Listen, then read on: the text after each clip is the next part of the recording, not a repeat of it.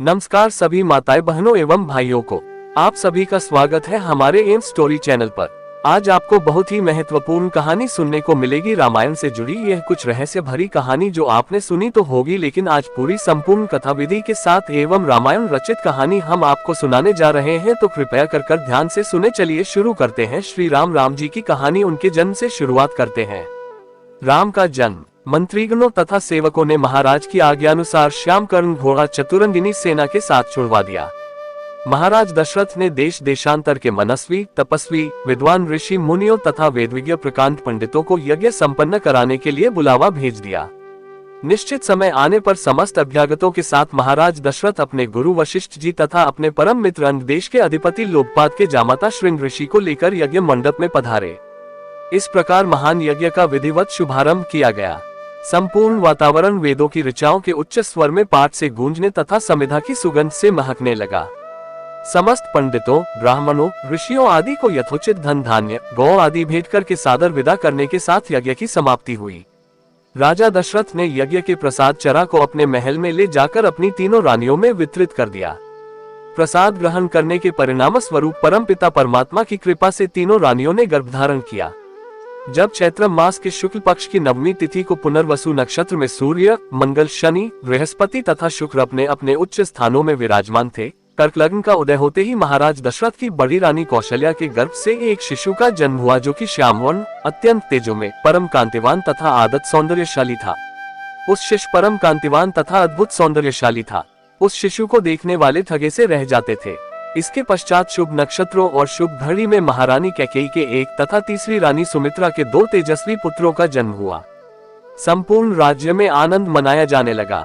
महाराज के 4 पुत्रों के जन्म के उल्लास में गंधर्व गान करने लगे और अप्सराएं नृत्य करने लगी। देवता अपने विमानों में बैठकर पुष्प वर्षा करने लगे। महाराज ने उन्मुक्त हस्त से राजद्वार पर आए हुए भाट, चारण तथा आशीर्वाद देने वाले ब्राह्मणों और याचकों को दान दक्षिणा दी। पुरस्कार में प्रजाजनों को धन धान्य तथा दरबारियों को रत्न, आभूषण तथा उपाधियां प्रदान किया गया। चारों पुत्रों का नामकरण संस्कार महर्षि वशिष्ठ के द्वारा कराया गया तथा उनके नाम रामचंद्र, भरत, लक्ष्मण और शत्रुघ्न रखे गए। आयु बढ़ने के साथ ही साथ रामचंद्र गुणों में भी अपने भाइयों से आगे बढ़ने तथा प्रजा में अत्यंत लोकप्रिय होने लगे। उनमें अत्यंत विलक्षण प्रतिभा थी, जिसके परिणाम स्वरूप अल्पकाल में ही वे समस्त विषयों में पारंगत हो गए। उन्हें सभी प्रकार के अस्त्र शस्त्रों को चलाने तथा हाथी, घोड़े एवं सभी प्रकार के वाहनों की सवारी में उन्हें असाधारण निपुणता प्राप्त हो गई। वे निरंतर माता पिता और गुरुजनों की सेवा में लगे रहते थे। उनका अनुसरण शेष 3 भाई भी करते थे। गुरुजनों के प्रति जितनी श्रद्धा भक्ति इन चारों भाइयों में थी, उतना ही उनमें परस्पर प्रेम और सौहार्द भी था। महाराज दशरथ का हृदय अपने चारों पुत्रों को देखकर गर्व और आनंद से भर उठता था। अहल्या की कथा। प्रातःकाल राम और लक्ष्मण ऋषि विश्वामित्र के साथ मिथिलापुरी के वन उपवन आदि देखने के लिए निकले। एक उपवन में उन्होंने एक निर्जन स्थान देखा। राम बोले, गुरुदेव, ये स्थान देखने में तो आश्रम जैसा दिखाई देता है, किंतु क्या कारण है कि यहाँ कोई ऋषि या मुनि दृष्टिगोचर नहीं हो रहे हैं? इस पर विश्वामित्र जी ने कहा, ये स्थान कभी महात्मा गौतम का आश्रम था। वे अपनी पत्नी अहल्या के साथ यहाँ रहकर तपस्या करते थे। एक दिन गौतम ऋषि की अनुपस्थिति में इंद्र ने गौतम के वेश में आकर अहल्या से प्रणय याचना की। यद्यपि अहल्या ने इंद्र को पहचान लिया था, तो भी यह सोचकर कि मैं इतनी सौंदर्यशाली हूँ कि देवराज इंद्र स्वयं मुझसे प्रणय याचना कर रहे हैं, अपनी स्वीकृति दे दी। जब इंद्र अपने लोक लौट रहे थे, तभी अपने आश्रम को वापस आते हुए गौतम ऋषि की दृष्टि इंद्र पर पड़ी। उस समय इंद्र उन्हीं का वेश धारण किए हुए था। तत्काल वे सब कुछ समझ गए और उन्होंने इंद्र को शाप दे दिया। इसके बाद उन्होंने अपनी पत्नी को शाप दिया कि रे दुराचारिणी, तू हजारों वर्ष तक केवल हवा पीकर कष्ट उठाती हुई यहाँ राख में पड़ी रहे। जब राम इस वन में प्रवेश करेंगे तभी उनकी कृपा से तेरा उद्धार होगा। तभी तू अपना पूर्ण शरीर धारण करके मेरे पास आ सकेगी। ये कहकर गौतम ऋषि इस आश्रम को छोड़कर हिमालय पर जाकर था, तो भी यह सोचकर कि मैं इतनी सौंदर्यशाली हूँ कि देवराज इंद्र स्वयं मुझसे प्रणय याचना कर रहे हैं, अपनी स्वीकृति दे दी। जब इंद्र अपने लोक लौट रहे थे, तभी अपने आश्रम को वापस आते हुए गौतम ऋषि की दृष्टि इंद्र पर पड़ी। उस समय इंद्र उन्हीं का वेश धारण किए हुए था। तत्काल वे सब कुछ समझ गए और उन्होंने इंद्र को शाप दे दिया। इसके बाद उन्होंने अपनी पत्नी को शाप दिया कि रे दुराचारिणी, तू हजारों वर्ष तक केवल हवा पीकर कष्ट उठाती हुई यहाँ राख में पड़ी रहे। जब राम इस वन में प्रवेश करेंगे तभी उनकी कृपा से तेरा उद्धार होगा, तभी तू अपना पूर्ण शरीर धारण करके मेरे पास आ सकेगी। ये कहकर गौतम ऋषि इस आश्रम को छोड़कर हिमालय पर जाकर तपस्या करने चले गए। अतः हे राम, अब तुम आश्रम के अंदर जाकर अहल्या का उद्धार करो। विश्वामित्र जी की आज्ञा पाकर वे दोनों भाई आश्रम के भीतर प्रविष्ट हुए। वहां तपस्यारत अहल्या कहीं दिखाई नहीं दे रही थी, केवल उसका तेज संपूर्ण वातावरण में व्याप्त हो रहा था। जब अहल्या की दृष्टि राम पर पड़ी तो उनके पवित्र दर्शन पाकर वह एक बार फिर सुंदर नारी के रूप में दिखाई देने लगी। नारी रूप में अहल्या को सम्मुख पाकर राम और लक्ष्मण ने श्रद्धापूर्वक उनके चरण स्पर्श किए। तत्पश्चात उससे उचित आदर सत्कार ग्रहण करके मुनिराज के साथ पुनः मिथिलापुरी को लौट आए। धनुष यज्ञ। मिथिला नरेश के वहां से विदा हो जाने पर ऋषि विश्वामित्र राम और लक्ष्मण को लेकर यज्ञ मंडप में गए। यज्ञ मंडप को अत्यंत सुरुचि के साथ सजाया गया था। उस भव्य मंडप को देखकर लगता था मानो वह देवराज इंद्र का दरबार हो। देश देशांतर के राजा महाराजाओं के बैठने की अति सुंदर व्यवस्था की गई थी। मंडप के ऊपर बहुमूल्य रत्नों से बने झालर युक्त आकर्षक वस्त्रों का वितान तना हुआ था। वितान के चारों ओर फहरते हुए पताके मिथिलापति की कीर्ति को प्रदर्शित कर रहे थे। बीच बीच में रत्नजटित स्तंभ बनाए गए थे। वेद पाठी ब्राह्मण एवं तपस्वी शांति पाठ कर रहे थे। देदीप्यमान वस्त्राभूषणों को धारण किए राजकुमार अपने अपने आसनों पर विराजमान थे। ऐसा लग रहा था मानो सैकड़ों इंद्र अपने वैभव और सौंदर्य का प्रदर्शन करने के लिए महाराज जनक की यज्ञ भूमि में एकत्रित हुए हों। इस सौंदर्य का अवलोकन करने के लिए जनकपुर की लावण्यमयी रमणियां अपने घरों के झरोखों से झांक रही थीं। गर्जन तर्जन करते हुए पिनाक को इस मनोमुग्धकारी वातावरण में यज्ञ भूमि में लाया गया। सभी की उत्सुक दृष्टि उसी ओर घूम गई। सहस्त्रों व्यक्ति उस धनुष को एक विशाल गाड़ी में धीरे धीरे खींच रहे थे। उस विशालकाय वज्र के समान धनुष को देखकर बड़े बड़े बलवानों का धैर्य छूटने लगा और पसीना आने लगा। पिनाक को यथास्थान पर स्थापित कर दिया गया।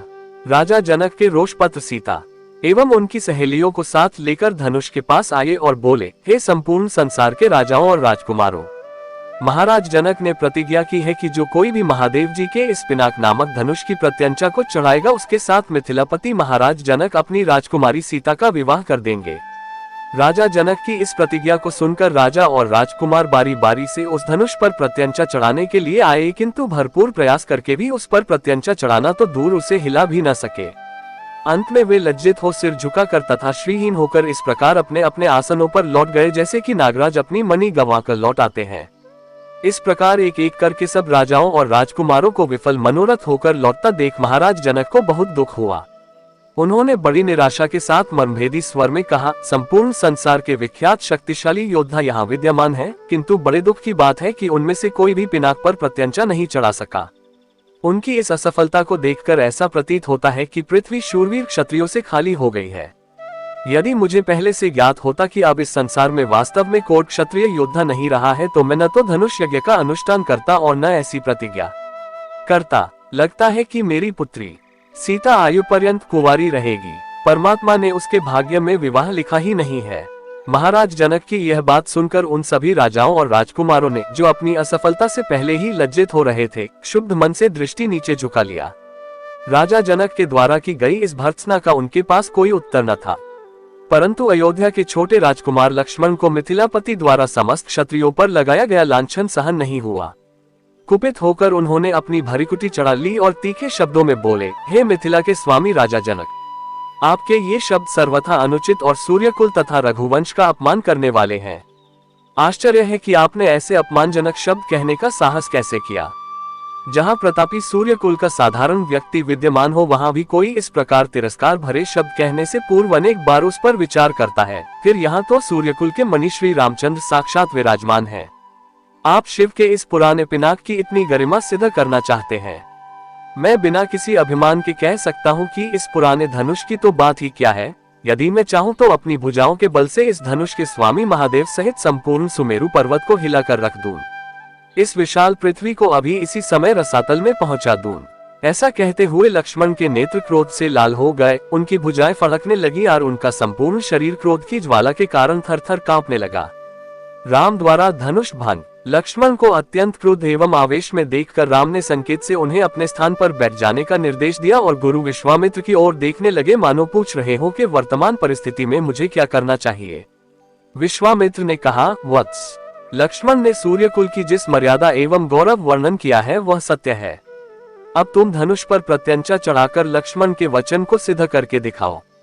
गुरु की आज्ञा पाकर रामचंद्र मंद गति से पग बढ़ाते हुए शिव जी के धनुष के पास पहुंचे। राम को धनुष की ओर जाते देख सीता और उनकी सखियां तथा जनकपुरी के समस्त दर्शकगण अत्यंत प्रसन्न हुए, किंतु उनकी प्रसन्नता को संशय ने घेर लिया। वे सोचने लगे कि जब विश्वविख्यात शक्तिशाली राजा और राजकुमार इस शिव जी के धनुष को हिला नहीं सके तो राम जैसे सुकुमार किशोर पिनाक की प्रत्यंचा चढ़ाने में कैसे सफल हो सकेंगे। सीता भी मन ही मन परमात्मा से प्रार्थना करने लगी कि हे सर्वशक्तिमान, इन्हें इनके उद्देश्य में सफलता प्रदान करने की दया कीजिए।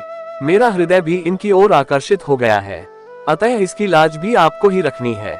हे प्रभु, आप अपनी अद्भुत शक्ति से इस धनुष को इतना हल्का कर दीजिए कि यह सरलता से उनके द्वारा उठाया जा सके।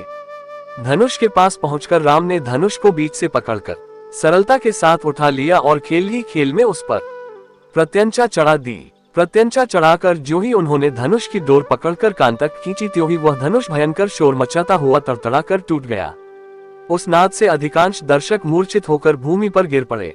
सिर्फ विश्वामित्र, राजा जनक, राम, लक्ष्मण आदि कुछ ही ऐसे लोग थे जिन पर इस भयंकर स्थिति का कोई प्रभाव नहीं पड़ा। कुछ काल पश्चात जब सबकी मूर्छा दूर हुई तो वे राम की सराहना करने लगे। धनुष भंग हो जाने पर राजा जनक ने विश्वामित्र से कहा, मुनिवर, मेरी प्रतिज्ञा पूर्ण हुई, इसलिए अब मैं सीता का विवाह रामचंद्र के साथ करना चाहता हूँ। मुझे अपने मंत्रियों और पुरोहित को विवाह का संदेश लेकर महाराजा दशरथ के पास अयोध्या भेजने की आज्ञा दे। विश्वामित्र प्रसन्न होकर बोले, राजन, आपके ऐसा ही करना ही उचित है। अपने मंत्रियों को ये भी आदेश दे दे कि वे राजा दशरथ को संदेश दे दे कि दोनों राजकुमार कुशल पूर्वक यहाँ पहुँच गए हैं। विश्वामित्र के वचनों से संतुष्ट होकर मिथिलापति जनक ने सीता को बुलवाया। वे अपनी सखियों के साथ हाथ में वरमाला लिए मंथर गति से लजाती हुई वहां आई जहां धनुष को तोड़ने के पश्चात श्री रामचंद्र खड़े थे। सखियों ने मंगल गान प्रारंभ किया और लज्जा, संकोच एवं हर्ष के भावों से परिपूर्ण सीता जी ने धीरे से श्री राम के गले में वरमाला डाल दी। विवाह पूर्व की औपचारिकताएं। महाराज जनक के कनिष्ठ भ्राता कुशध्वज साकाश्यपुरी में रहकर राज्य का प्रबंध किया करते थे। सीता के विवाह का समाचार पाकर महाराज वे भी साकाश्यपुरी से मिथिला आ गए। अपने अग्रज महाराज जनक तथा गुरु शतानंद जी को प्रणाम करने के पश्चात वे बोले, हे भ्राता, अयोध्यापति पधार चुके हैं, इसलिए अब विवाह संबंधी कार्यों का शुभारंभ कर देना चाहिए। इस पर जनक जी ने शतानंद जी से कहा, हे गुरुवर, भाई कुशध्वज के कहने के अनुसार हमें शुभ रीतियों और विधि विधानों के अनुसार कार्य प्रारंभ करना चाहिए। अतः आप शीघ्र जाकर अयोध्यापति महाराज दशरथ को राजकुमारों सहित आदर पूर्वक यहाँ लिवा लाइए। शतानंद जी जनवासे में महाराज दशरथ के पास पहुंचे और उनसे आदर पूर्वक बोले, महाराजाधिराज, मिथिला नरेश महाराज जनक अपने कनिष्ठ भ्राता कुशध्वज, परिजनों एवं समस्त मंत्रियों के साथ आपके दर्शनों के लिए उत्सुक हैं और अपने दरबार में आपकी प्रतीक्षा कर रहे हैं। इसलिए आप अपने मंत्रियों सहित पधार कर उन्हें कृतार्थ कीजिए। राजा जनक का संदेश पाकर राजा दशरथ गुरु वशिष्ठ, मंत्रियों एवं राजकुमारों के साथ वहां पहुंचे जहां राजा जनक उनकी प्रतीक्षा कर रहे थे। मिथिलापति ने खड़े होकर उन सब का स्वागत किया और उन्हें बैठने के लिए यथोचित स्थान प्रदान किया। जब सब अपने अपने स्थानों पर विराजमान हो गए तो दृश्वात वंश के गुरु तशिष्य जी ने पर विराजमान हो गए तो इक्ष्वाकु वंश के गुरु वशिष्ठ जी ने राजकुमारों का गोत्र पढ़ना प्रारंभ किया, जो इस प्रकार था। आदि रूप स्वयंभू ब्रह्मा जी से मरीचि का जन्म हुआ। मरीचि के पुत्र कश्यप हुए। कश्यप के विवस्वान और विवस्वान के वैवस्वत मनु हुए। वैवस्वत मनु के पुत्र इक्ष्वाकु हुए। इक्ष्वाकु ने अयोध्या को अपनी राजधानी बनाया और इस प्रकार इक्ष्वाकु कुल की स्थापना की। इक्ष्वाकु के पुत्र कुक्षी हुए। कुक्षी के पुत्र का नाम विकुक्षी था। विकुक्षी के पुत्र बाण और बाण के पुत्र अनरण्य हुए। अनरण्य से पृथु और पृथु से त्रिशंकु का जन्म हुआ। त्रिशंकु के पुत्र धुंधुमार हुए। धुंधुमार के पुत्र का नाम युवनाश्व था। युवनाश्व के पुत्र माधाता हुए और माधाता से सुसंधि का जन्म हुआ। सुसंधि के दो पुत्र हुए, ध्रुवसंधि एवं प्रसेनजित।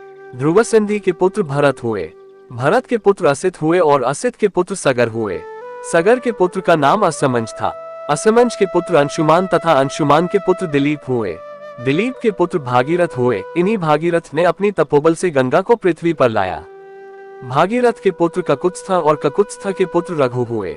रघु के अत्यंत तेजस्वी और पराक्रमी नरेश होने के कारण उनके बाद इस वंश का नाम रघुवंश हो गया।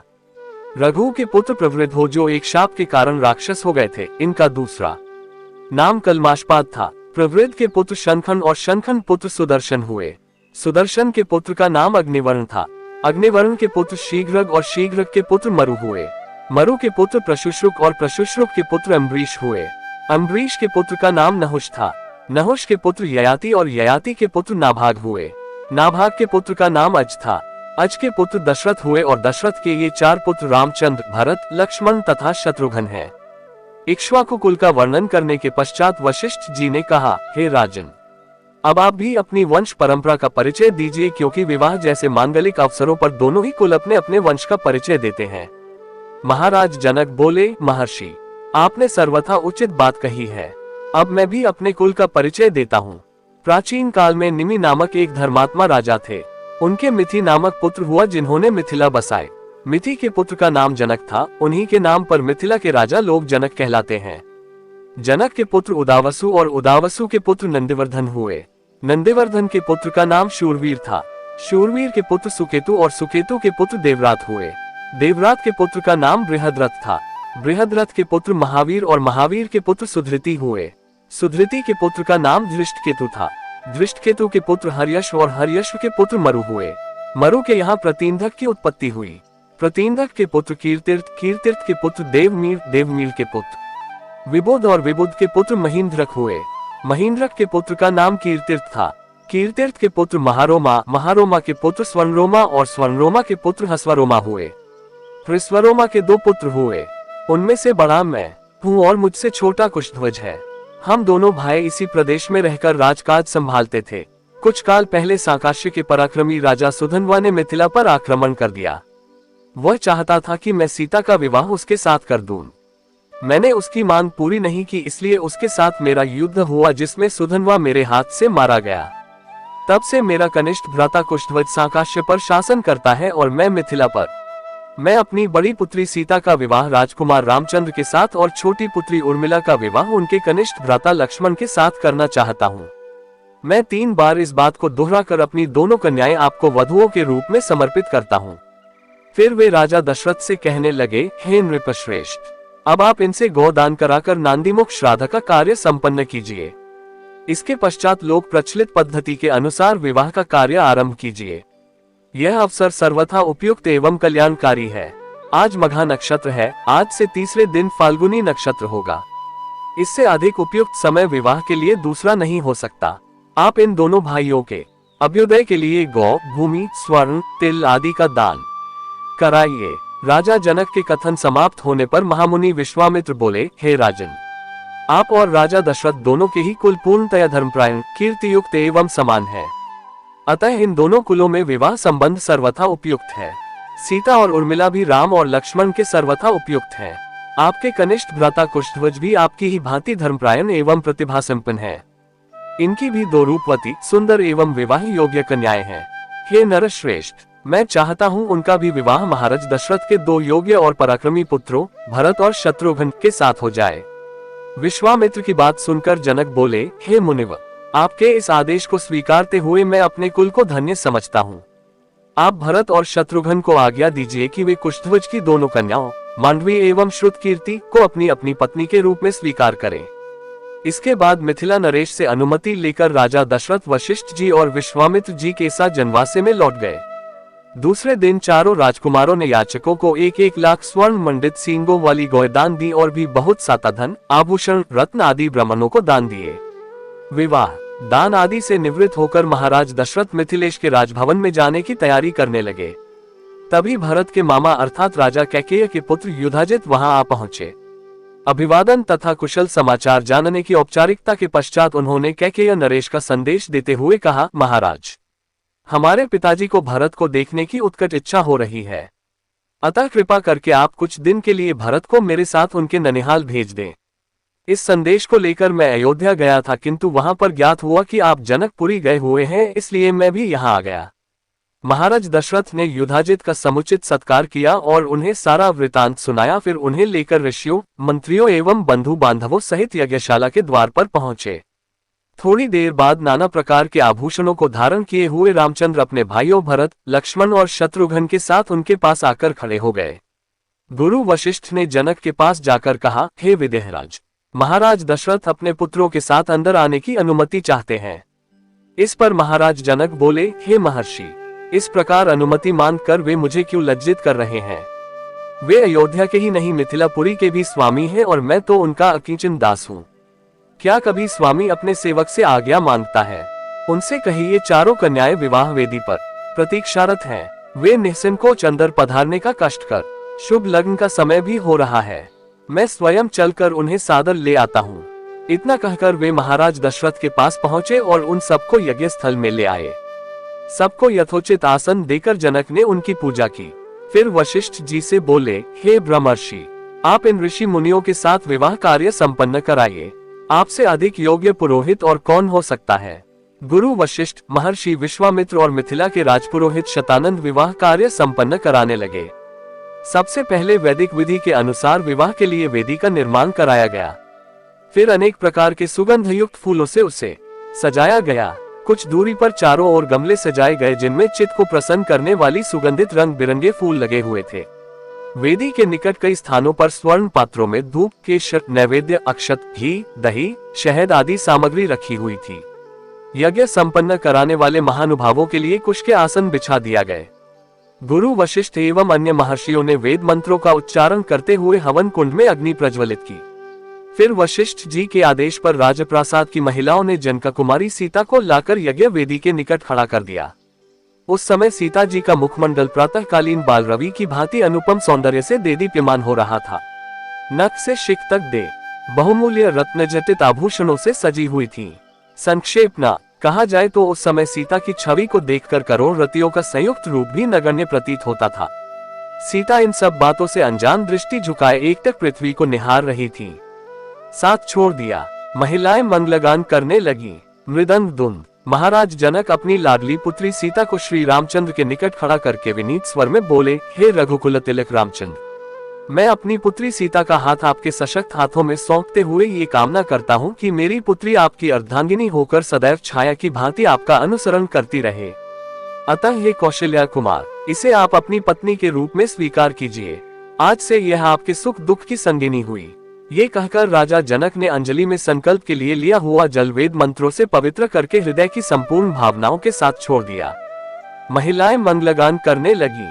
मृदंग, दुंदुभी तथा नाना प्रकार के वाद्य यंत्रों का सुमधुर स्वर चारों ओर गूंजकर इस हर्षपूर्ण घटना की सूचना देने लगा।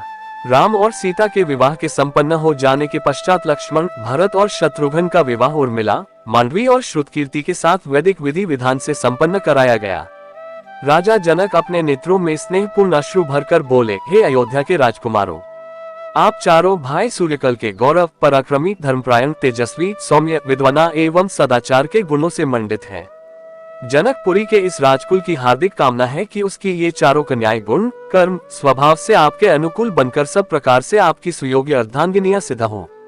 इसके पश्चात वशिष्ठ जी की आज्ञा से चारों राजकुमारों ने अपने अपनी नवविवाहित पत्नियों के साथ अग्नि की प्रदक्षिणा की। विवाह संपन्न होने के पश्चात महाराज दशरथ समस्त मंत्रियों, ऋषि मुनियों और सपत्नीक राजकुमारों के साथ अपने ठहरने के स्थान पर चले गए। जनकपुरी में रात्रि विश्राम करके प्रातःकाल मुनि विश्वामित्र विदा लेकर उत्तराखंड की ओर चले गए। महाराज जनक ने दहेज के रूप में असंख्य दास दासियां, हाथी, घोड़े, गौएं, रत्नजटित आभूषण, वस्त्र, बर्तन आदि नाना प्रकार की वस्तुएं देकर अयोध्यापति दशरथ को विदा किया और उन्हें पहुंचाने के लिए नगर के द्वार तक आए। वे हाथ जोड़कर बड़ी नम्रता के साथ बोले, हे राजन, मुझे सब प्रकार से अपना दास समझकर मुझ पर कृपा बनाए रखिए। मैं एक बार फिर आभार पूर्वक कहना चाहता हूं कि आपने मेरे कुल के साथ संबंध स्थापित करके मुझे गौरवान्वित किया है। मेरी कन्याएं आपकी आज्ञाकारिणी एवं दोनों कुलों का गौरव बढ़ाने वाली हों, यही मेरी मनोकामना है। फिर उन्होंने तथा कुशध्वज ने अश्रुपूर्ण नेत्रों से चारों कन्याओं को आशीर्वाद देते हुए विदा किया। परशुराम जी का आगमन। राजा दशरथ ने राजकुमारों, उनकी पत्नियों, ऋषि महर्षियों, मंत्रियों एवं परिजनों के साथ अयोध्या के लिए प्रस्थान किया। प्रस्थान करते ही सभी ओर भयंकर शब्द करने वाले पक्षियों आवाजें सुनाई देने लगी। पृथ्वी पर विचरण करने वाले वन्य पशु उनकी बाईं ओर दौड़ने लगे। इस पर दशरथ ने वशिष्ठ जी से कहा, गुरुदेव, ये कैसी माया है? जहाँ पक्षियों का भयंकर स्वर अपशकुन का सूचक है, वहीं मृगों का बाएं होकर जाना शुभ शकुन की सूचना देता है। दोनों प्रकार के शकुन एक साथ क्यों हो रहे हैं? महाराज दशरथ के इस प्रश्न के उत्तर में वशिष्ठ जी बोले, पक्षियों के भयंकर ध्वनि से ज्ञात होता है कि कोई भय उत्पन्न करने वाली घटना घटने वाली है, और मृग आदि पशुओं के इस प्रकार जाने से पता चलता है कि वह भयानक घटना सरलता से शांत हो जाएगी। इसलिए आप किसी प्रकार की चिंता न करें। ये वार्तालाप अभी चल ही रहा था कि बड़े जोरों की आंधी आई, परिणाम स्वरूप वृक्ष पृथ्वी पर गिरने लगे। तभी राजा दशरथ को भृगुकुल के ऋषि परशुराम दृष्टिगत हुए। उनकी वेशभूषा बड़ी भयंकर थी। बड़ी बड़ी जटाएं उनके तेजस्वी मुख पर बिखरी हुई थी, नेत्रों में क्रोध की लालिमा थी। कंधे पर कठोर फरसा और हाथों में धनुष बाण थे। ऋषियों ने आगे बढ़कर उनका स्वागत किया और इस स्वागत को स्वीकार करने के उपरांत ते श्री रामअत्यंत से बोले, दशरथ नंदन राम, हमें ज्ञात हुआ है कि तुम बड़े पराक्रमी हो और तुमने शिव जी के धनुष को भंग कर दिया है और इस प्रकार तुमने अपूर्व ख्याति प्राप्त की है। मैं तुम्हारे लिए एक और अच्छा धनुष लाया हूँ। ये धनुष साधारण नहीं है, बल्कि जमदग्नि कुमार परशुराम का है। इस पर बाण चढ़ाकर तुम अपने शौर्य का परिचय दो। तुम्हारे बल और शौर्य को देखने के पश्चात मैं तुमसे द्वंद्व युद्ध करूंगा।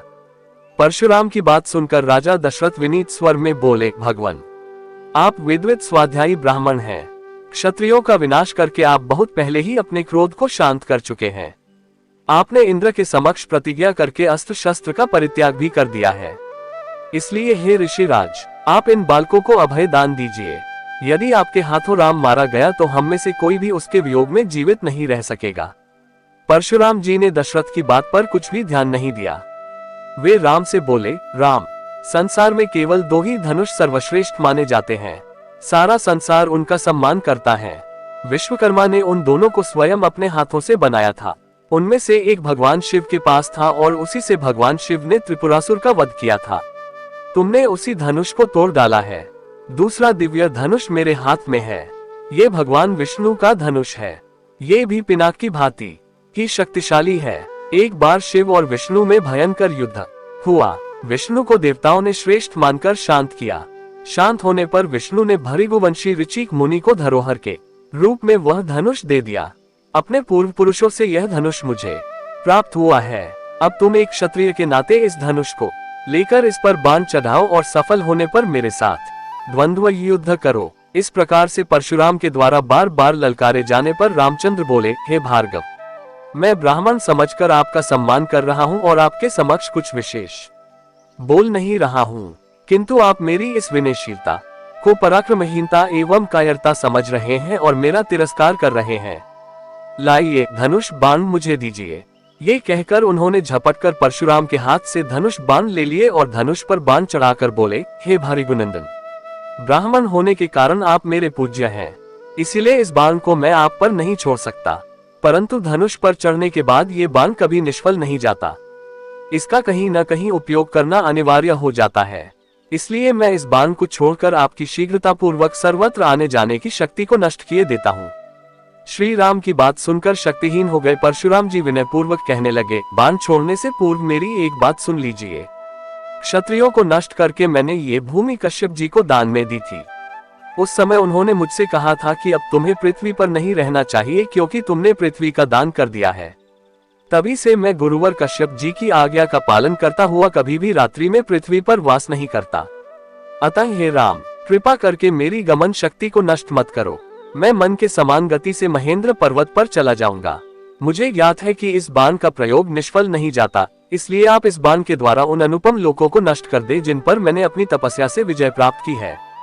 आपने जिस सरलता से इस धनुष पर बाण चढ़ा दिया है, उससे मुझे विश्वास हो गया है कि आप मधु राक्षस का संहार करने वाले साक्षात विष्णु हैं।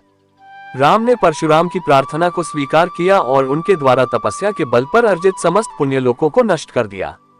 इसके पश्चात परशुराम जी तपस्या करने के लिए महेंद्र पर्वत पर चले गए और वहां उपस्थित सभी ऋषि मुनियों सहित राजा दशरथ ने रामचंद्र की भूरी प्रशंसा की। अयोध्या में आगमन। परशुराम के जाने के पश्चात पत्नियों सहित राजकुमारों, गुरु वशिष्ठ, अन्य ऋषि मुनियों, मंत्रियों तथा परिजनों के साथ महाराज दशरथ अयोध्या की ओर अग्रसर हुए। मंत्रियों ने शीघ्र ही 2 शीघ्रगामी दूतों को सभी के वापस आने की सूचना देने के लिए अयोध्या भेज दिए। दूतों के अयोध्या पहुंचने तथा सूचना देने पर नगर के सभी चौराहों, अट्टालिकाओं, मंदिरों एवं महत्वपूर्ण मार्गों को नाना भांति की रंग बिरंगी ध्वजा पताकों से सजाया गया। राजमार्ग पर बड़े बड़े सुरम्य द्वार बनाए गए और उन्हें तोरणों से सजाया गया। मार्गों में केवड़े और गुलाब आदि का जल छिड़का गया। सुंदर चित्रों, मांगलिक प्रतीकों, वंदनवारों आदि से हाट बाजारों को भी बड़ी सुरुचि के साथ सजाया गया। एक अभूतपूर्व उल्लास छा गया सारी अयोध्या में। अनेक प्रकार के वाद्य बजने लगे, घर घर में मंगलगान होने लगे।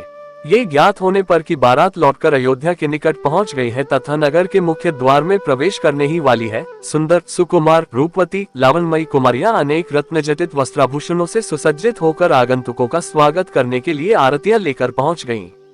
महाराज दशरथ और राजकुमारों के स्वर्णिम फूलों से सुसज्जित सोने के हौदे वाले हाथियों पर बैठकर नगर में प्रविष्ट होने पर चारों ओर उनकी जय जयकार टोने लगी। ऊंची ऊंची अट्टालिकाओं पर बैठी हुई सुंदर सौभाग्यवती रमणियां उन पर पुष्प वर्षा करने लगी। अयोध्या की नववधुओं सीता, उर्मिला, मांडवी और श्रुतकीर्ति को देखने के लिए अट्टालिकाओं की खिड़कियां और छज्जे दर्शनोत्सुक युवतियों, कुमारियों से ही नहीं वरन प्रौढ़ाओं एवं वृद्धाओं से भी खचाखच भर गए। सवारी के राजप्रसाद में पहुंचने पर राजा दशरथ की समस्त रानियों ने द्वार पर आकर अपनी वधुओं की अगवानी की। महारानी कौशल्या, कैकेयी एवं सुमित्रा ने आगे बढ़कर बारी बारी से चारों वधुओं को अपने हृदय से लगाया और असंख्य हीरे मोती उन पर न्यौछावर करके उपस्थित याचकों में बांट दिए। फिर मंगलाचार के गीत गाती हुई चारों राजकुमारों और उनकी अर्धांगिनियों को राजप्रासाद के अंदर ले आईं।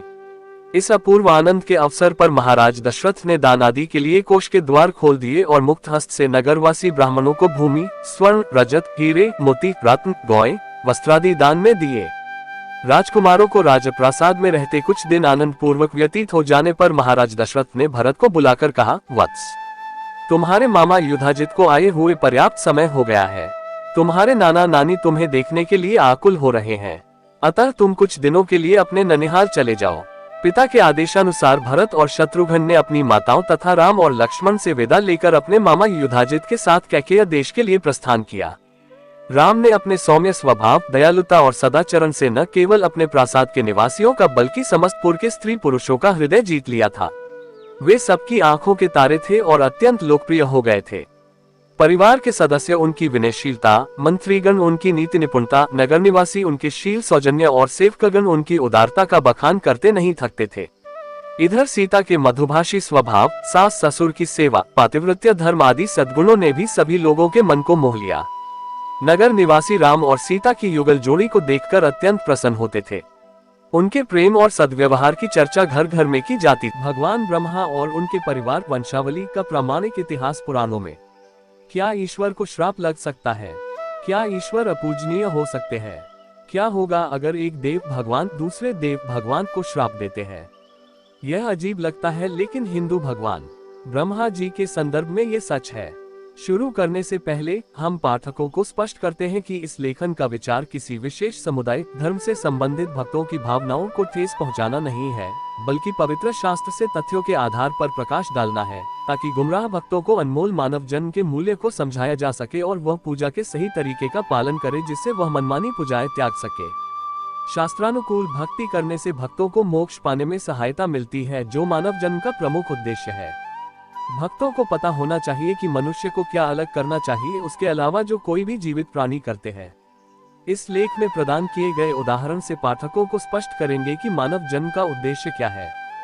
भगवान ब्रह्मा की जानकारी को आधार बनाकर भगवान ब्रह्मा के बारे में कुछ तथ्य जो कभी भी भक्तों के समक्ष नहीं आए हैं।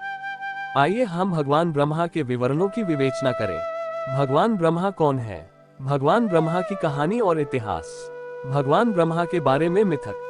भगवान ब्रह्मा का परिवार। भगवान ब्रह्मा दोषों पर विजय प्राप्त नहीं कर सके। भगवान ब्रह्मा रजोगुण के उपासक क्या प्राप्त करते हैं? भगवान ब्रह्मा की पूजा से मोक्ष नहीं मिलता। भगवान ब्रह्मा की आयु क्या है? मानव जन्म का उद्देश्य क्या है? पूजनीय ईश्वर कौन है? भगवान ब्रह्मा कौन है? भगवान ब्रह्मा कौन है, इसका संक्षिप्त विवरण हिंदू धर्म के अनुयायियों को अच्छी तरह पता है कि त्रिमूर्ति तीन देवता कौन है। भगवान ब्रह्मा, भगवान विष्णु और भगवान शिव, ये तीन रूप हिंदू धर्म में सर्वोच्च देवता माने गए हैं। हिंदू त्रिमूर्ति में भगवान ब्रह्मा 21 ब्रह्मांडों के स्वामी, ब्रह्मकाल, ज्योति निरंजन और देवी दुर्गा, माया, अष्टांगी, प्रकृति देवी के सबसे बड़े पुत्र हैं। अन्य दो उनके छोटे भाई भगवान विष्णु और भगवान शिव हैं। भगवान ब्रह्मा ब्रह्मकाल के एक ब्रह्मांड में तीन लोक, स्वर्ग, पृथ्वी और पाताल लोक में एक विभाग के प्रधान है, जो कि रजोगुण विभाग है। इसी प्रकार उनके छोटे भाई भगवान विष्णु सतोगुण विभाग के प्रमुख हैं और सबसे छोटे भाई भगवान शिव तमोगुण विभाग के प्रमुख हैं। भगवान ब्रह्मा की कहानी और इतिहास। भगवान ब्रह्मा की कहानी और इतिहास के बारे में गहन अध्ययन विवरण का किरण केंद्र होगा। यहाँ हम अध्ययन करेंगे। 1. हिंदू धर्म में भगवान ब्रह्मा का क्या अर्थ है। 2. भगवान ब्रह्मा की आयु क्या है। 3. भगवान ब्रह्मा की शक्ति क्या है। 4. भगवान ब्रह्मा के विभिन्न नाम क्या है। 5. ब्रह्मास्त्र क्या है। 6. भगवान ब्रह्मा क्या धारण करते हैं। हिंदू धर्म में भगवान ब्रह्मा का क्या अर्थ है। जगत गुरु रामपाल जी। हिंदू धर्म में शीर्ष देवता की उत्पत्ति कथा। भगवान ब्रह्मा और उनके परिवार वंशावली का प्रामाणिक इतिहास पुराणों में। भगवान ब्रह्मा और उनके परिवार वंशावली का प्रामाणिक इतिहास पुराणों में। क्या ईश्वर को श्राप लग सकता है। क्या ईश्वर अपूजनीय हो सकते हैं। क्या होगा अगर एक देव भगवान दूसरे देव भगवान को श्राप देते हैं। यह अजीब लगता है, लेकिन हिंदू भगवान ब्रह्मा जी के संदर्भ में ये सच है। शुरू करने से पहले हम पाठकों को स्पष्ट करते हैं कि इस लेखन का विचार किसी विशेष समुदाय धर्म से संबंधित भक्तों की भावनाओं को ठेस पहुंचाना नहीं है, बल्कि पवित्र शास्त्र से तथ्यों के आधार पर प्रकाश डालना है, ताकि गुमराह भक्तों को अनमोल मानव जन्म के मूल्य को समझाया जा सके और वह पूजा के सही तरीके का पालन करे, जिससे वह मनमानी पूजाएं त्याग सके। शास्त्रानुकूल भक्ति करने से भक्तों को मोक्ष पाने में सहायता मिलती है, जो मानव जन्म का प्रमुख उद्देश्य है। भक्तों को पता होना चाहिए कि मनुष्य को क्या अलग करना चाहिए, उसके अलावा जो कोई भी जीवित प्राणी करते हैं। इस लेख में प्रदान किए गए उदाहरण से पाठकों को स्पष्ट करेंगे कि मानव जन्म का उद्देश्य क्या है। भगवान ब्रह्मा की जानकारी को आधार बनाकर भगवान ब्रह्मा के बारे में कुछ तथ्य जो कभी भी भक्तों के समक्ष नहीं आए हैं। आइए हम भगवान ब्रह्मा के विवरणों की विवेचना करें। भगवान ब्रह्मा कौन है। भगवान ब्रह्मा की कहानी और इतिहास। भगवान ब्रह्मा के बारे में मिथक। भगवान ब्रह्मा का परिवार। भगवान ब्रह्मा दोषों पर विजय प्राप्त नहीं कर सके। भगवान ब्रह्मा रजोगुण के उपासक क्या प्राप्त करते हैं। भगवान ब्रह्मा की पूजा से मोक्ष नहीं मिलता। भगवान ब्रह्मा की आयु क्या है। मानव जन्म का उद्देश्य क्या है। पूजनीय ईश्वर कौन है। भगवान ब्रह्मा कौन है। भगवान ब्रह्मा कौन है, इसका संक्षिप्त विवरण। हिंदू धर्म के अनुयायियों को अच्छी तरह पता है कि त्रिमूर्ति तीन देवता कौन है। भगवान ब्रह्मा, भगवान विष्णु और भगवान शिव, ये तीन रूप हिंदू धर्म में सर्वोच्च देवता माने गए हैं। हिंदू त्रिमूर्ति में भगवान ब्रह्मा 21 ब्रह्मांडों के स्वामी, ब्रह्मकाल, ज्योति निरंजन और देवी दुर्गा माया अष्टांगी प्रकृति देवी के सबसे बड़े पुत्र हैं। अन्य दो उनके छोटे भाई भगवान विष्णु और भगवान शिव हैं। भगवान ब्रह्मा ब्रह्मकाल के एक ब्रह्मांड में तीन लोक, स्वर्ग, पृथ्वी और पाताल लोक में एक विभाग के प्रधान है, जो कि रजोगुण विभाग है। इसी प्रकार उनके छोटे भाई भगवान विष्णु सतोगुण विभाग के प्रमुख हैं और सबसे छोटे भाई भगवान शिव तमोगुण विभाग के प्रमुख हैं। भगवान ब्रह्मा की कहानी और इतिहास। भगवान ब्रह्मा की कहानी और इतिहास के बारे में गहन अध्ययन विवरण का किरण केंद्र होगा। यहाँ हम अध्ययन करेंगे। हिंदू धर्म में भगवान ब्रह्मा का क्या अर्थ है। भगवान ब्रह्मा की आयु क्या है। भगवान ब्रह्मा की शक्ति क्या है। भगवान ब्रह्मा के विभिन्न नाम क्या है। ब्रह्मास्त्र क्या है। भगवान ब्रह्मा क्या धारण करते हैं। भगवान ब्रह्मा की सवारी क्या है। भगवान ब्रह्मा ने पहले क्या बनाया था। भगवान ब्रह्मा के कितने सिर हैं। हिंदू धर्म में भगवान ब्रह्मा का क्या अर्थ है। हिंदू भगवान ब्रह्मा को निर्माता मानते हैं। उनका ये भी मानना है कि पवित्र ग्रंथ यानी पवित्र 4 वेद भगवान ब्रह्मा के लिए समर्पित है, इसलिए हिंदू उन्हें धर्म का पिता कहते हैं। वेदों के ज्ञान में अच्छी तरह से पारंगत होने का विश्वास उन्हें ज्ञानेश्वर होने का संकेत देता है। वह ब्रह्मपुरी में रहते हैं, जहां वह वेदों के ज्ञान का उपदेश देवताओं को देते हैं। उन्हें प्रजापति के नाम से भी जाना जाता है। संक्षेप में हिंदू धर्म में भगवान ब्रह्मा का यही अर्थ है। भगवान ब्रह्मा की आयु क्या है। पूजनीय सर्वशक्तिमान कबीर जी की अमृत वाणी यानी सूक्ष्म वेद सच्चिदानंद घन ब्रह्म की वाणी भगवान ब्रह्मा की आयु की गणना प्रदान करती है, जिसे पाठकों द्वारा जानना दिलचस्प होगा। आइए जाने भगवान ब्रह्मा का एक दिन कब तक है। ब्रह्मा की आयु क्या है। ब्रह्मा की आयु 100 वर्ष दिव्य वर्ष देव वर्ष है। दिव्य वर्ष देव वर्ष की गणना। ब्रह्मा का एक दिन कब तक है। ब्रह्मा का एक दिन इक्वल्स 1000 चतुर्युग 4 युग और इतनी ही एक रात की अवधि है। नोट, ब्रह्मा जी के एक दिन में 14 इंद्रों के शासन का अंत होता है। एक इंद्र के शासन की अवधि 72 चतुर्युग है। इसलिए वास्तव में ब्रह्मा जी का एक दिन 72 × 14 = 1008 चतुर्युग है और इतनी ही एक रात की अवधि है, लेकिन सहजता की खातिर इसे केवल 1000 चतुर्युग के रूप में लिया जाता है। एक चौकड़ी चतुर्युग 4 युगों से बना है जो इस प्रकार है।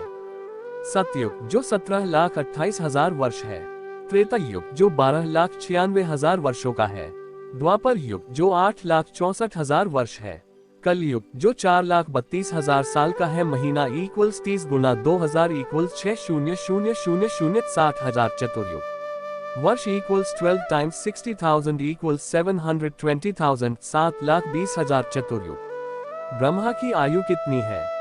भगवान ब्रह्मा की आयु 7,20,000 गुना 100 इक्वल्स 7,20,000,000 7 करोड़ 20 लाख चतुर्युग है। भगवान ब्रह्मा की शक्ति क्या है? भगवान ब्रह्मा की शक्ति क्या है, इसका एक सटीक विवरण। भगवान ब्रह्मा 3 गुणों में से एक रजोगुण राजस से सुसज्जित है। उनकी जिम्मेदारी उनके पिता ज्योति निरंजन काल शैतान के 21 ब्रह्मांड में से एक ब्रह्मांड में स्वर्ग, पृथ्वी और पाताल लोक में रहने वाले सभी जीवों के निर्माण की है। भगवान ब्रह्मा के विभिन्न नाम क्या है?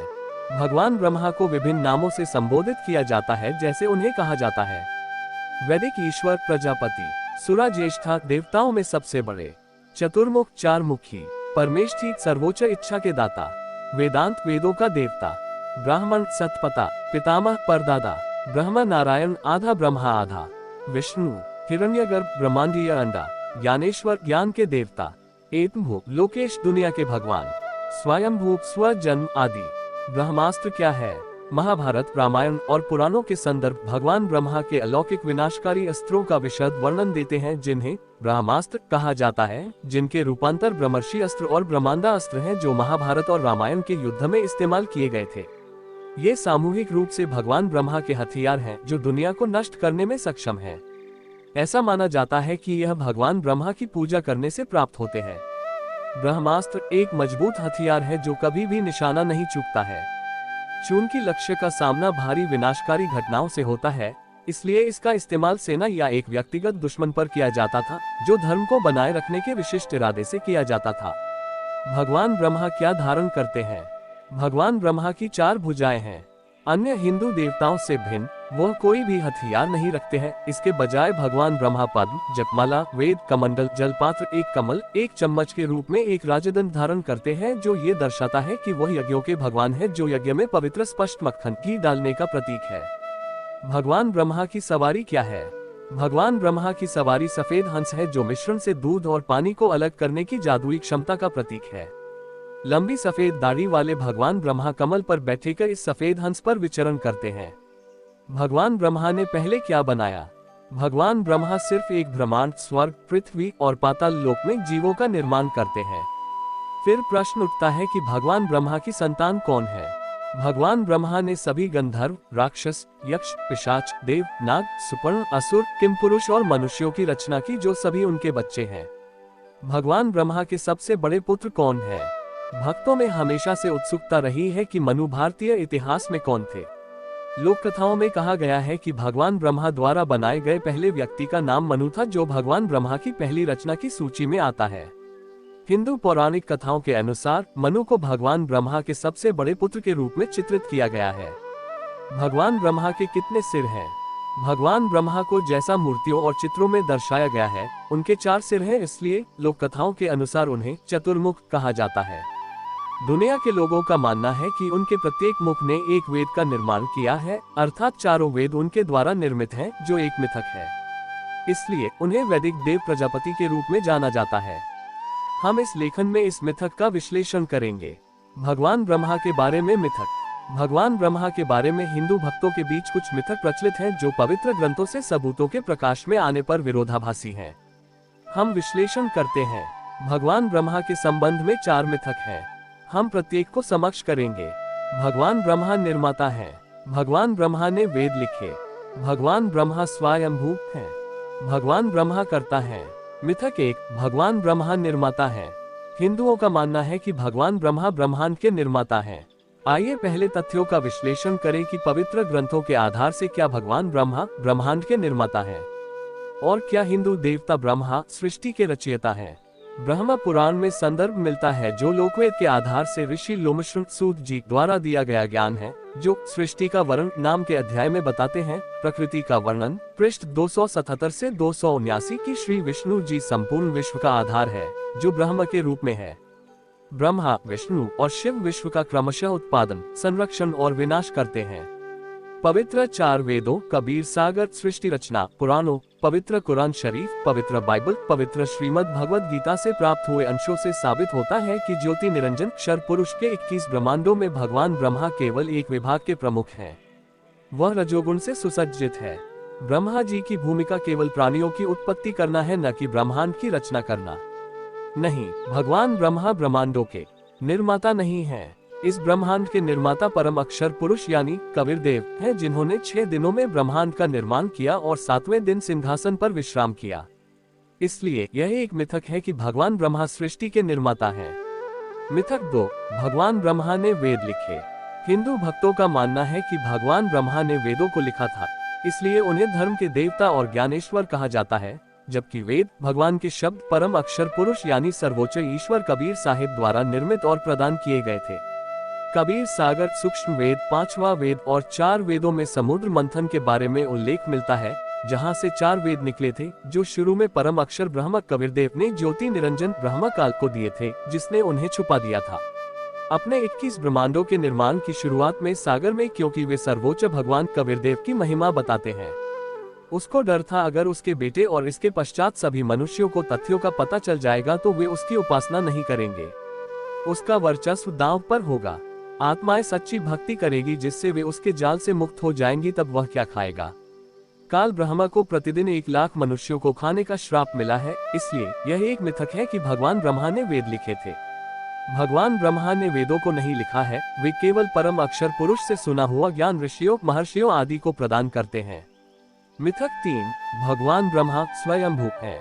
हिंदू भक्तों के अनुसार भगवान ब्रह्मा स्वयंभू हैं, हालांकि वे ये भी मानते हैं कि भगवान ब्रह्मा भगवान विष्णु की नाभि से विकसित कमल से उत्पन्न हुए हैं। संदर्भ कबीर सागर। ब्रह्मांड का निर्माण क्षर पुरुष के 21 ब्रह्मांडों में निवास करने वाली सभी आत्माएं देवी दुर्गा के साथ बीज रूप में सतलोक से निष्कासित होने के बाद आई हैं। सभी आत्माएं अपने संस्कारों के अनुसार जीवन रूप प्राप्त करती हैं। कोई जीव आत्मा स्वयंभू नहीं है, परम अक्षर ब्रह्म सतपुरुष यानी कबीर देव के अतिरिक्त। भगवान ब्रह्मा ज्योति निरंजन ब्रह्म काल और देवी दुर्गा के पुत्र हैं। काल के आदेश से उनके जन्म के बाद दुर्गा ने उन्हें युवावस्था प्राप्त करने तक कोमा अवचेतन अवस्था में रखा, फिर उन्हें कमल पर रखा और उन्हें सचेत किया। इसलिए भगवान ब्रह्मा को नहीं पता कि उनका पिता कौन है और बाद में उसकी खोज करने के प्रयास करता है। इस 21 ब्रह्मांडों के सभी जीवित प्राणी जन्म और पुनर्जन्म के दुष्चक्र में फंसे हैं, जिनमें क्षर पुरुष, देवी दुर्गा, भगवान ब्रह्मा, भगवान विष्णु और भगवान शिव, यहाँ तक कि अक्षर पुरुष भी शामिल हैं। इसलिए यह एक मिथक है कि भगवान ब्रह्मा स्वयंभू हैं। वह जन्म लेते हैं और मरते हैं।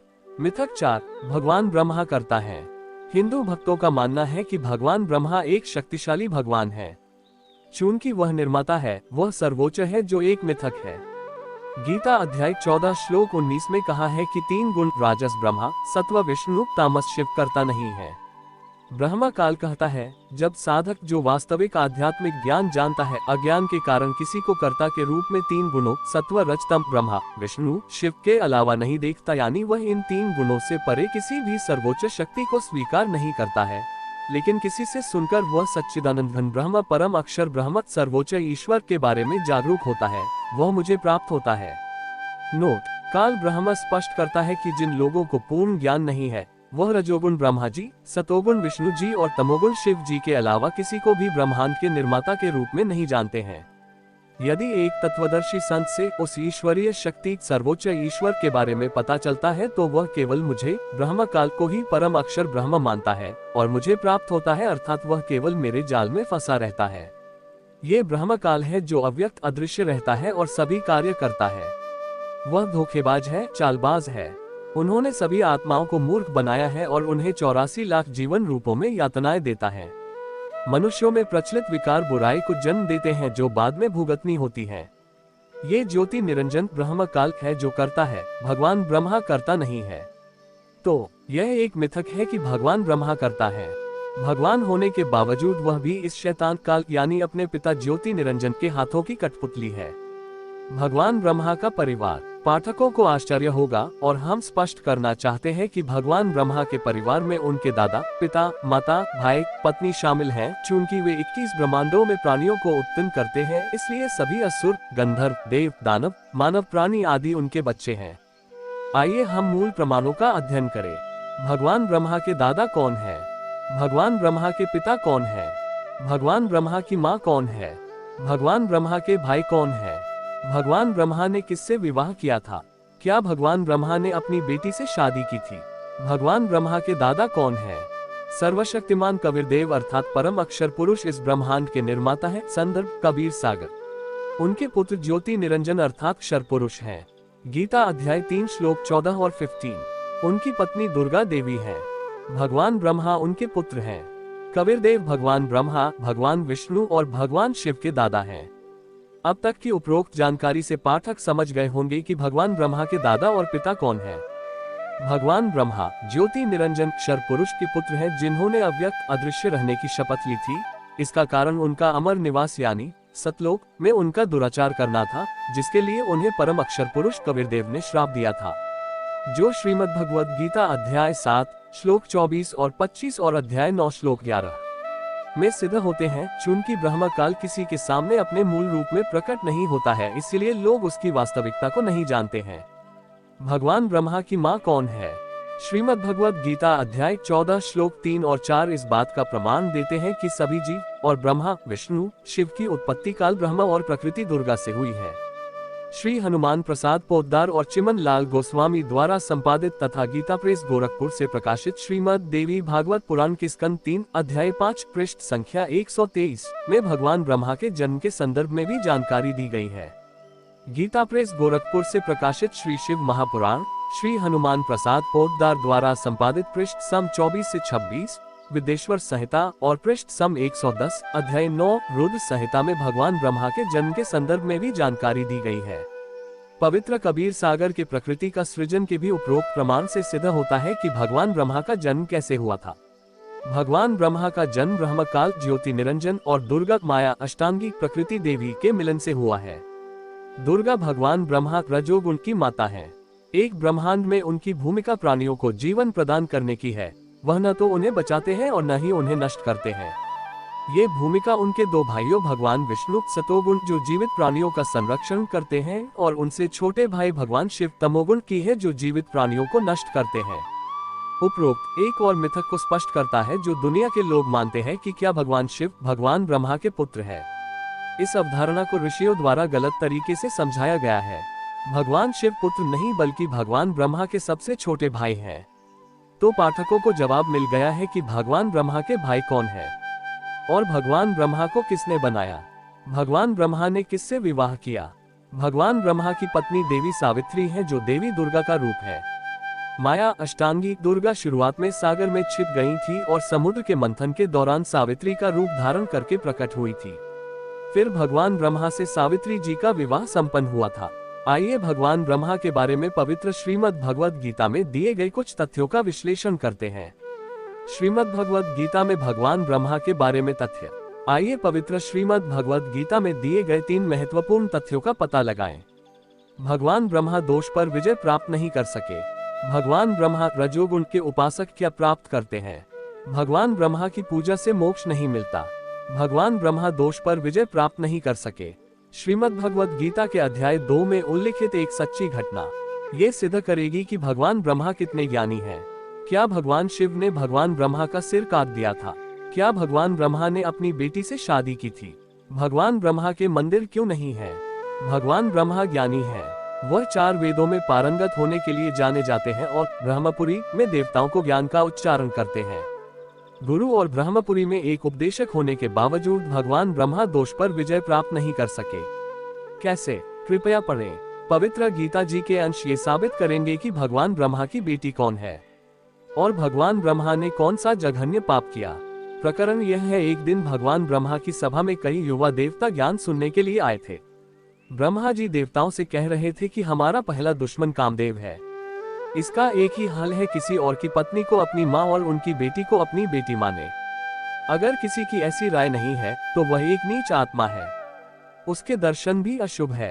नीचे दिए गए वर्णन से उत्तर मिलेगा कि क्या भगवान ब्रह्मा की बेटी सरस्वती है। भगवान ब्रह्मा की बेटी सरस्वती जो अविवाहित थी को अपनी माँ से गृहस्थी के बारे में ज्ञान प्राप्त हुआ कि युवा लड़की को शादी करनी चाहिए और परिवार बसाना चाहिए, अन्यथा महिला सम्मान खो देती है। ये सुनकर सरस्वती अपनी उम्र के महिला देवी मित्रों के पास गई। उसने अपनी माँ द्वारा बताई गई शादी की धारणा को सुनाया। तब उसकी सभी सहेलियों ने सरस्वती से कहा कि युवावस्था समाप्त होने के बाद कोई देव आपको पत्नी के रूप में स्वीकार नहीं करेगा। विवाहित आनंद से वंचित होने से मानव शरीर को कोई लाभ नहीं है। कई अन्य अश्लील टिप्पणियों के साथ सरस्वती की सहेलियों ने उसमें शादी करने और पति के होने की इच्छा प्रबल कर दी। उन्होंने ये भी कहा कि आज सुनहरा मौका है कि सभी देवता आपके पिता के दरबार में इकट्ठे हुए हैं, आप अपने जीवन साथी का चयन करें। ये सुनकर सरस्वती भगवान ब्रह्मा की पुत्री ने अपने आप को भारी और सुंदर परिधान से अलंकृत किया और पति के चयन की भावना से भगवान ब्रह्मा की सभा में गई। वह सभी देवों को एक उल्लेखनीय नजर से देखती हुई चली गई। उस समय भगवान ब्रह्मा अपनी सुंदर जवान बेटी को देखकर होश खो गए। सरस्वती के उच्च आकर्षण ने उनके मन में अवैध जुनून पैदा कर दिया। उन्होंने अपना सिंहासन छोड़ दिया और सरस्वती को अपनी बाहों में ले लिया और दुर्व्यवहार करने की कोशिश की। उसी समय भगवान शिव प्रकट हुए और भगवान ब्रह्मा की पिटाई की और कहा, ब्रह्मा, तुम क्या कर रहे हो? ऐसा जघन्य पाप, इस शरीर को त्यागे, अन्यथा आप कुत्ते के जीवन रूप में जन्म लेंगे। भगवान ब्रह्मा जल्द ही होश में आ गए और अपने शरीर को वहां पर त्याग दिया। देवी दुर्गा ने अपनी शब्द शक्ति से उस आत्मा को उसी उम्र का एक और शरीर प्रदान किया जो वर्तमान में भगवान ब्रह्मा के रूप में विराजमान है। अब पाठकों को स्वयं ये निर्णय लेना चाहिए कि सामान्य मनुष्य किस प्रकार विकार और उच्छृंखलता से परिपूर्ण है। ये काल ज्योति निरंजन का खतरनाक जाल है। आदरणीय गरीबदास साहिब जी महाराज कहते हैं, गरीब बीजक की बाता कहे, बीजक नहीं हाथ। पृथ्वी डोबन उतरे, कहे कहे मीठी बात। कहन सुनन की करते बाता, कोई ना देखा अमृत खाता। ब्रह्मा पुत्री देखकर हो गए डामाडोल। अनुवाद उच्चारण करके वे वेदों और गीता के श्लोकों को याद करके पूजा का मार्ग बताते हैं, लेकिन उन्हें बीजक यानी वेद और गीता का वास्तविक ज्ञान नहीं है। ये तथाकथित बुद्धिजीवी पृथ्वी पर सभी मनुष्यों को भ्रमित करने के लिए पैदा हुए हैं, उन्हें गलत ज्ञान बताकर जो कि शास्त्र आधारित नहीं है और उनके जीवन को बर्बाद कर रहे हैं। वे केवल मूर्ख बनाते हैं कि हमने भगवान को प्राप्त कर लिया है और हम इसका आनंद ले रहे हैं। उन्हें कुछ भी हासिल नहीं हुआ है। भगवान ब्रह्मा कितना डींग मार रहे थे, अपनी ही बेटी को देखकर उनके होश उड़ गए। इससे ये सिद्ध होता है कि भगवान ब्रह्मा दोष पर विजय प्राप्त नहीं कर सकते थे। उपर्युक्त सत्य विवरण भी निम्न 3 प्रश्नों का उत्तर प्रदान करता है। क्या भगवान शिव ने भगवान ब्रह्मा का सिर काट दिया था? जिज्ञासु हिंदू भक्त जानना चाहते हैं कि क्या भगवान शिव ने भगवान ब्रह्मा का सिर काट दिया था। उपर्युक्त विवरण से यह स्पष्ट हो जाता है कि शर्मनाक कृत्य के कारण भगवान शिव ने भगवान ब्रह्मा से अपने शरीर को त्यागने के लिए कहा, लेकिन उनका सिर नहीं काटा। तो ये गलत धारणा है। क्या भगवान ब्रह्मा ने अपनी बेटी से शादी की? अब भक्त जानना चाहेंगे कि क्या भगवान ब्रह्मा ने अपनी बेटी से शादी की थी। उपर्युक्त वर्णन एक और प्रश्न का समाधान करता है कि क्या भगवान ब्रह्मा ने अपनी बेटी के साथ अनाचार किया था। हाँ, भगवान ब्रह्मा ने अपनी बेटी के साथ दुर्व्यवहार करने की कोशिश की। फिर सवाल उठता है कि भगवान ब्रह्मा ने अपनी बेटी से शादी क्यों की। इसका उत्तर है, भगवान ब्रह्मा ने अपनी बेटी से विवाह नहीं किया, बल्कि शरीर को त्यागने के बाद भगवान ब्रह्मा को उनकी मां द्वारा एक और शरीर प्रदान किया गया। तब देवी दुर्गा ने समुद्र मंथन के दौरान सावित्री का रूप धारण किया और भगवान ब्रह्मा से उनका विवाह हुआ। इसलिए साबित हुआ भगवान ब्रह्मा ने अपनी बेटी सरस्वती से नहीं बल्कि अन्य शरीर में देवी सावित्री देवी दुर्गा का रूप से विवाह किया।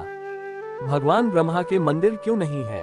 पवित्र वेदों और धर्म ग्रंथ कबीर सागर सूक्ष्म वेद में उल्लिखित एक अन्य सत्य घटना ये स्पष्ट करती है कि भगवान ब्रह्मा अपनी माता दुर्गा से अपने पिता के दर्शन के बारे में झूठ बोलते हैं, जिससे वह नाराज हो गई और दुर्गा माया ने भगवान ब्रह्मा को श्राप दिया कि तुम कभी भी पूजित नहीं रहोगे। यही कारण है कि भगवान ब्रह्मा की पूजा नहीं की जाती है। तब से भगवान ब्रह्मा की पूजा का त्याग हो गया। वह वास्तव में एक पूजनीय देवता नहीं है। कोई भी हिंदू परिवार भगवान ब्रह्मा की पूजा अपने घर में नहीं करता है, जैसा कि वे भगवान विष्णु, भगवान शिव, भगवान गणेश और दुर्गा जी आदि को पूजते हैं। यही कारण है कि भगवान ब्रह्मा के कोई मंदिर नहीं है। भगवान ब्रह्मा रजोगुण के उपासक क्या प्राप्त करते हैं? श्रीमद् भगवद गीता अध्याय 14 श्लोक 7 में कहा गया है कि हे अर्जुन, रजोगुण ब्रह्म भी जीव आत्मा को कर्मों में बांधते हैं, परिणाम स्वरूप आत्मा को आजाद नहीं होने देते। इस प्रकार आत्मा को काल के जाल से राहत नहीं मिली है। एक बार मार्कंडेय ऋषि ने भगवान इंद्र स्वर्ग के राजा से कहा कि क्या आप जानते हैं कि स्वर्ग के राजा का कार्यकाल पूरा करने के बाद आप एक गधे के जीवन को प्राप्त करेंगे। इसलिए इंद्र के इस साम्राज्य का त्याग करें और ब्रह्म की पूजा करें। आपको 84 लाख योनियों के जीवन मरण के चक्र से राहत मिलेगी। भगवान इंद्र ने उत्तर दिया, ऋषि जी, मैं बाद में देखूंगा, अभी मुझे आनंद लेने दो। उदाहरण, आप कब देखेंगे? गधा बनने के बाद। फिर कुम्हार गधे को देखेगा। 1 क्विंटल वजन गधे की पीठ पर रखा होगा और वह डंडे से मारेगा। जानकार होने के बावजूद रजोगुण वश जीवों को काल के जाल से राहत नहीं मिलती है। इससे भगवान ब्रह्मा रजोगुण के उपासकों को क्या प्राप्त होता है? इसका उत्तर मिलता है, भगवान ब्रह्मा की पूजा से मोक्ष नहीं मिलता। गीता अध्याय 14 श्लोक 6। सत्वो रजः तम इति गुह प्रकृति संभवः निबंधन्ति महाभावो देहिन अव्ययम 5। ब्रह्मा काल कहता है कि हे अर्जुन, सतोगुण विष्णु, रजोगुण ब्रह्मा, तमोगुण शिव, प्राकृत दुर्गा से पैदा हुए ये 3 गुण अमर आत्मा को नाशवान शरीर में बांधते हैं, अर्थात वे मोक्ष प्राप्ति में बाधक हैं। इससे सिद्ध होता है कि भगवान ब्रह्मा की आराधना मोक्ष प्रदान नहीं करती है। आइए अब हम ये समझते हैं कि मानव जन्म का उद्देश्य क्या है। मानव जन्म का उद्देश्य क्या है? अंत में पाठकों को जवाब मिलना चाहिए कि मानव जन्म का उद्देश्य क्या है। मानव जन्म का मुख्य उद्देश्य मोक्ष प्राप्त करना है। 84 लाख अलग अलग योनियों में जीवन बिताने के बाद आत्मा को बहुमूल्य मानव जन्म प्राप्त होता है, जो कि पशु, पक्षी, कीट, देव, दानव, पितर, भूत आदि हो सकता है। सर्वशक्तिमान भगवान कबीरदेव समझाते हैं और आत्मा को जागृत करते हैं। कोटि जन्म तेने भरमत हो गए, कुछ ना हाथ लगा रे। कुकर सुकक हरवा बोरे कौवा हंस बुगारे। कोटि जन्म तू राजा कीन्या, मिट्टी न मन की आशा। भिक्षुक होकर दर दर घूम लिया, मिला न निर्गुण रासा। इंद्र कुबेर ईश की पदवी, ब्रह्मा वरुण धर्मराया। विष्णुनाथ के पुरखों जाके तू फिर भी वापस आया। असंख्य जन्म तूने मरतया हो गए, जीवित क्यों ना मरा रे। द्वादश मध्य महल मठ बोरे बहुर न देह धरा रे। दोजक बिस्त सभी ते देखे राजपाट के रसिया। 3 लोक से तृप्त ना ही यह मन भोगी खसिया। सद्गुरु मिले तो इच्छा मिटे, पद मिल पदे समाना। चल हंसा उस लोक पठाऊं जो आदि अमर अस्थाना। 4 मुक्ति जहां चंपी करती माया हो रही दासी। दास गरीब अभय पद पर से वह मिले राम अविनाशी। पाठकों को ये सलाह है कि आपके कई मानव जन्म बीत चुके हैं, लेकिन कुछ भी हासिल नहीं हुआ है। अनेकों बार आप सम्राट और करोड़पति बने, यहाँ तक कि कुत्ते सु भी, लेकिन मानव जन्म का मुख्य मकसद कभी हासिल नहीं हुआ है। इसलिए साधकों को अपने बहुमूल्य मानव जन्म की हर सांस का उपयोग सच्ची भक्ति में करना चाहिए, जैसा कि तत्वदर्शी संत द्वारा प्रदान की जाती है। वर्तमान में जगत गुरु तत्वदर्शी संत रामपाल जी महाराज हैं, जिनके पास सच्ची भक्ति की पूरी श्रृंखला है, जिसके माध्यम से आत्माएं मोक्ष प्राप्त करेगी और अपने मूल सनातन संसार सतलोक में जाएंगी, जो एक परम निवास स्थान है, जहां जाकर आत्माएं कभी इस धरती पर वापस नहीं आती हैं। जन्म और पुनर्जन्म की बीमारी से हमेशा के लिए छुटकारा पा लिया जाता है। पूजनीय भगवान कौन है? गीता अध्याय 14 श्लोक 6 में स्पष्ट किया गया है कि भगवान ब्रह्मा की पूजा आत्मा को मुक्ति प्रदान नहीं करती है। पाठकों को ये जानना चाहिए कि जब भगवान ब्रह्मा पूजनीय नहीं है, तो पूज्य भगवान कौन है? अध्याय 2 श्लोक 14 और 15 ब्रह्मकाल का कहना है कि वह परम अक्षर पुरुष द्वारा बनाया गया है, जिसे केवल पूजा जाना चाहिए। ब्रह्मकाल ने अर्जुन को अध्याय 18 श्लोक 64 और अध्याय 15 श्लोक 4 में बताया कि उनका आदरणीय देवता भी सत्पुरुष है। उनकी जानकारी एक तत्वदर्शी संत अध्याय 4 श्लोक 34 द्वारा प्रदान की जाएगी। अध्याय 15 श्लोक 17 ब्रह्मकाल अर्जुन को बताता है कि वास्तव में अमर भगवान क्षर पुरुष और अक्षर पुरुष से अन्य हैं, जो संपूर्ण ब्रह्मांड का पोषण करते हैं।